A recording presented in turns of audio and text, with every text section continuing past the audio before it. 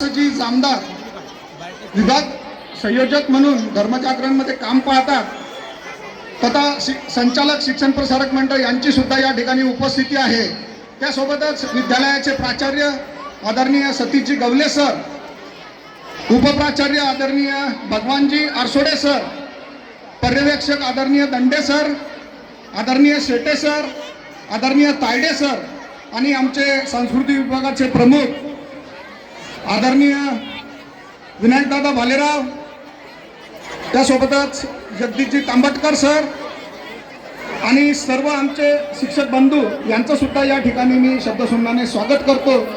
कार्यक्रमाची सुरुवात माता सरस्वतीच्या पूजनाने करावी अशी मान्यवरांना विनंती करतो।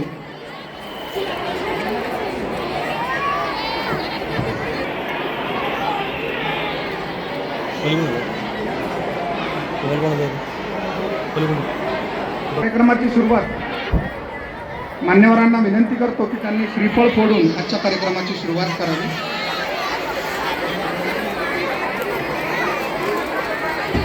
बरीच अशी बहारदार विद्यार्थ्यांचा जल्लोष, जोरदार टाळ्यांचा कडकडाट।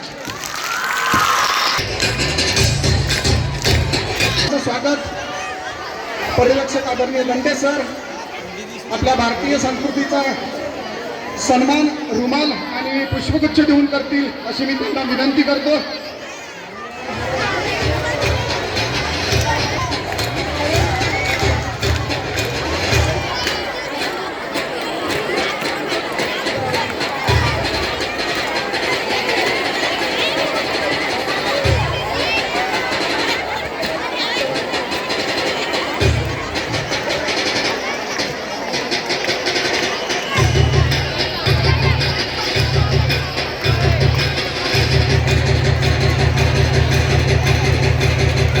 होऊन जाऊ द्या मित्रांनो।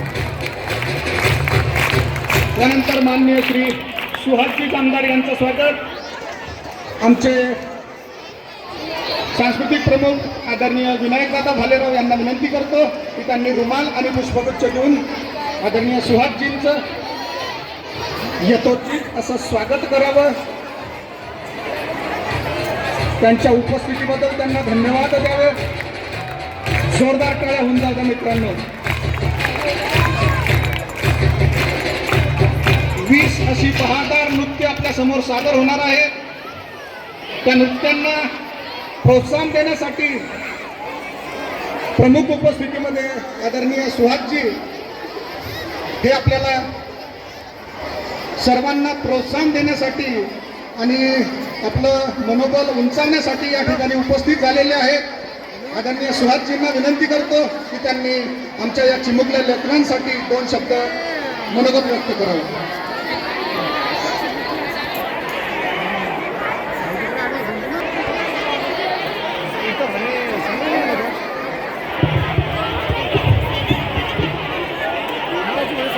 भारत माता की,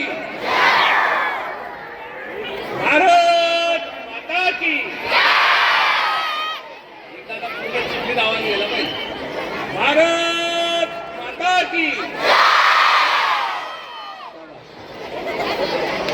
विद्येची देवता माता सरस्वती मंचावर उपस्थित आदरणीय भूषणजी दादा, उपस्थित आदरणीय गवले सर, सर्व शिक्षक बंधू, उपस्थित पालक, मातृशक्ती, आत्मीय विद्यार्थी मित्रांनो, आपला जो कार्यक्रम आहे ना तो कार्यक्रम सुरू व्हायला अजून 5 मिनिटं वेळ आहे आणि आदर्श शाळेच्या विद्यार्थ्यांमध्ये व अन्य विद्यार्थ्यांमध्ये फरक आहे। आदर्श शाळेचा विद्यार्थी हा शिस्तीसाठी ओळखला जातो। तो कुठलाही कार्यक्रम असेल तर गोंधळ करणार नाही, गोंगाट करणार नाही, शांततेनं पूर्ण कार्यक्रम होऊन तर ऐकतो अशी सगळ्यांची 1956 पासून ख्याती आहे। मला वाटतं ही परंपरा आपण सगळे विद्यार्थी मित्र कायम ठेवतो।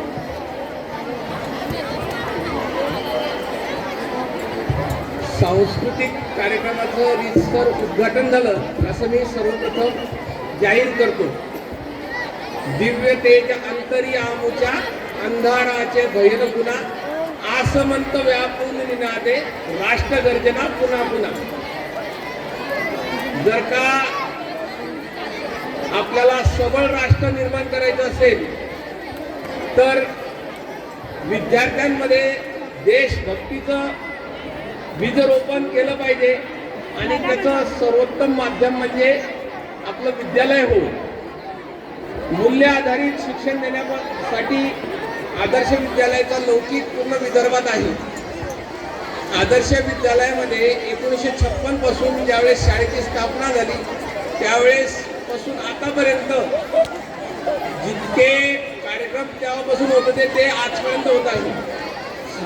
सांस्कृतिक कार्यक्रम हा अतिशय सुंदर असा कार्यक्रमाचा प्रकार आहे आणि याच्यात विद्यार्थ्यांना सुप्त गुणांना वाव मिळतो. मला असं वाटतं की याच्यामध्ये विद्यार्थ्यांच्या नेतृत्व विकसित होतात. उपस्थित पालकांना विनंती आहे की त्यांनी खरंच आपल्या मुलांमध्ये कोणते गुण आहे ते ओळखले पाहिजे. म्हणजे सचिन तेंडुलकर असेल, कल्पना चावला असेल, विश्वनाथ आनंद असतील, जितके मोठे लोक होऊन गेले या लोकांच्या आईला वडिलांना जवळच्या नातेवाईकांना काहीतरी वाटलं असेल की नाही की माझा मुलगा हा उत्तम क्रिकेटपटू होऊ शकतो, माझा मुलगा हा उत्तम फुटबॉलपटू होऊ शकतो, माझा मुलगा हा उत्तम बुद्धिबळपटू होऊ शकतो. त्याच्यातले गुण त्यांनी ओळखले आणि त्याला प्रेरित केलं. आपल्या मुलांना प्रेरित करण्याचं काम आपल्या पालकांचं आहे आणि असे सांस्कृतिक कार्यक्रम हे त्याचं माध्यम आहे असं मला वाटतं. आपण आपल्या मुलांमधले गुण ओळखले पाहिजे आणि तसे विकसित केले पाहिजे. याच्यातून नेतृत्व तयार होतं. म्हणजे ज्याचं सध्या संघाची जन्मशताब्दी वर्ष सुरू आहे, आपल्या सगळ्यांना कल्पना आहे. त्या संघाची स्थापना पूर्वीय डॉक्टरांनी 1925 साली केली. ते डॉक्टर एडगार चौथीत शिकत होते. वंदे मातरमला विरोध होता. शाळा तपासणारे अधिकारी येणार होते आणि त्या शाळा तपासणारे अधिकारी वर्गात आल्याबरोबर एक दो म्हणायच्या आत सगळ्यांनी त्यांचं स्वागत वंदे मातरमनी केलं. शाळेतला प्रकार पाहून थक्क झाले, शिक्षक थक्क झाले, मुख्याध्यापक थक्क झाले. हे काय वंदे मातरम कसं काय म्हणू शकतात विद्यार्थी? त्यांनी सगळ्यांना बोलवलं, तुम्हाला कडक शासन करण्यात येईल. वंदे मातरम कोणी म्हणायला लावलं तुम्हाला सांगा फक्त, आम्ही तुम्हाला सगळ्यांना सूट देऊ. पण कोणीही नाव सांगितलं नाही. एका मुलांना व्यक्तिगत बोलवलं पण कोणीही नाव लॅपटॉप चार्जिंगला सुचवलं नाही, सांगितलं नाही. डॉक्टर एडगारांनी हे मला म्हणायला लावलं म्हणून लॅपटॉप लावायला शेवटी माफीनामा लिहून घेतला किंवा परत आम्ही असं करणार नाही. पण डॉक्टरांना स्वतः माफीनामाही लिहून द्यायला मुलं तयार नव्हते. पण डॉक्टरांना स्वतः किंवा आली आणि त्यांनी ती शाळा सोडली. तेव्हा त्यांच्या लक्षात आलं की हे जे सगळं केलं हे डॉक्टर एडगारांनी केलं. जन्मजात देशभक्त डॉक्टर एडगार होते. असं एकत्रीकरणात सांघिक नेतृत्वात त्यांनी देशाचं नेतृत्व केलं आणि जगविख्यात अशी संघटना स्थापन केली. छत्रपती शिवाजी महाराजांचं सगळ्यांना आपल्याला उदाहरण माहिती आहे. लहानपणी छोटे छोटे संगडी गोळा करायचे, नेतृत्व विकसित करायचं आणि त्यांना घेऊन मातीचे किल्ले करायचे आणि ते किल्ले सर करायचे.